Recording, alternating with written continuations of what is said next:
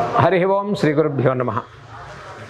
ज्ञानानंदमयं देवं निर्मलस्फटिकाकृतिम् आधारं सर्वविद्यानां हयग्रीवोपास्मि। ओं श्री लक्ष्मी हयग्रीवाय नमः। షష్టగ్రహ కూటమి అందరూ భయపడేటువంటి 6 గ్రహాలు మీనరాశిలో కలవటం, అలాగే ఈ 6 గ్రహాల యొక్క ప్రభావం రవి, శుక్రుడు, బుధుడు, శనైశ్వరుడు, రాహు,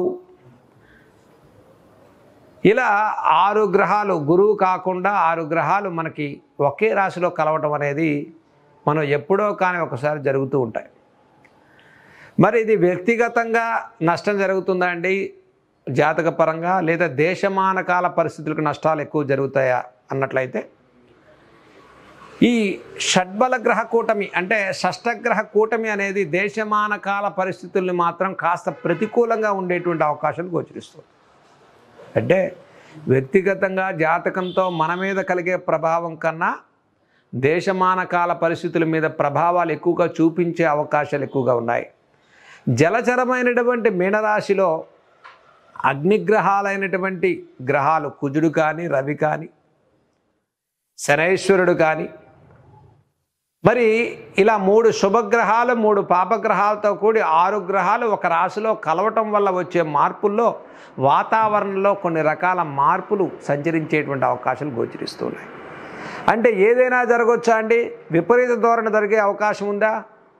ప్రతిదానికి అతీతమైన శక్తి ఒకటి మానవుల్ని, ప్రపంచాన్ని కాపాడేటువంటి శక్తి ఒకటి ఉంది. దాన్ని దైవశక్తి అంటాం. కాబట్టి మనం చేసే పూజలు, మనం చేసే ప్రతిరోజు నిత్య కర్మ అనుష్ఠానములు, మన మంత్రబలం, ఇవన్నీ వసుదైక కుటుంబం అనేటువంటి ఒక కుటుంబాన్ని రక్షించడం కోసం ఆ పరమాత్మ మనకి అనేక మార్గాలు సూచిస్తూ ఉంటాడు.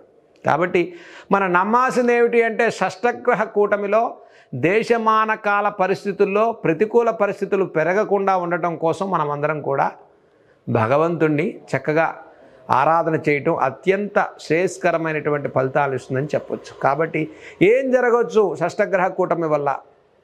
షష్టగ్రహ కూటమి వల్ల భూగర్భ జలాలు తగ్గటం కానీ, భూమిలో జరిగేటువంటి కొంత ప్రతికూల పరిస్థితుల వల్ల,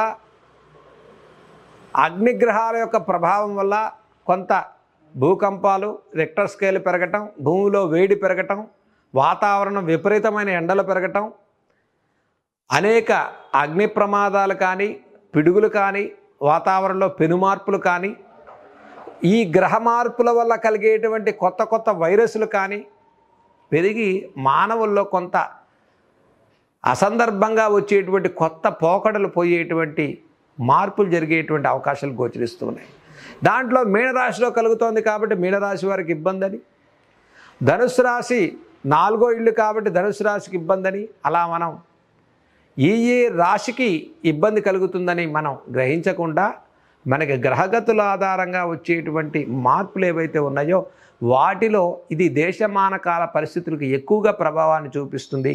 12 రాశుల్లో మేషరాశికి, మీనరాశికి, అలాగే ముఖ్యంగా ధనుస్సు రాశి వారికి కొంత ఇబ్బందులు కలిగే అవకాశం ఉంది. కానీ వాటి నుంచి మనం అధిగమించి విజయాలు సాధించుకోవచ్చు. షష్టగ్రహ కూటమిలో ముఖ్యంగా ఈ గ్రహ ప్రభావం అనేది మార్చి 29, మార్చి 30వ తారీఖు ఈ షష్టగ్రహ కూటమి ప్రభావం నుంచి బయటపడటం కోసం సూర్య ఆరాధన చేసుకోవటం. అలాగే ఈ సంవత్సరం మనకి మొన్న కనిపించలేదు సూర్యగ్రహణం, అయినప్పటికీ కూడా ఇప్పుడు శుక్ర మౌఢ్యం నడుస్తోంది.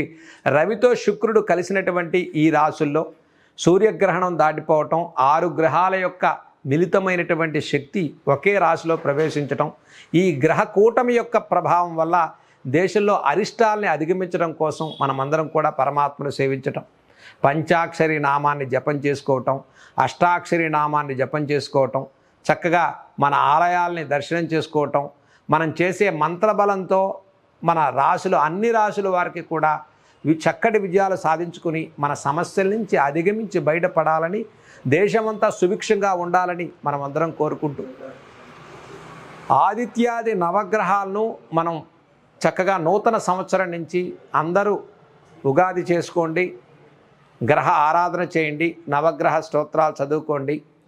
గ్రహాలకు అధిపతి అయినటువంటి సూర్యనారాయణమూర్తిని చక్కగా స్తోత్రం చేసి మంచి ఆరోగ్యాన్ని, దేశంలో మంచి అభివృద్ధిని, మనకొచ్చే ఈ షష్టగ్రహ కూటమి ప్రతికూల పరిస్థితుల్లో అధిగమించడం కోసం మనకు మంచి జరగాలని పరమాత్మను మనం కోరుకుందాం. సర్వే జన సుఖినో భవంతు.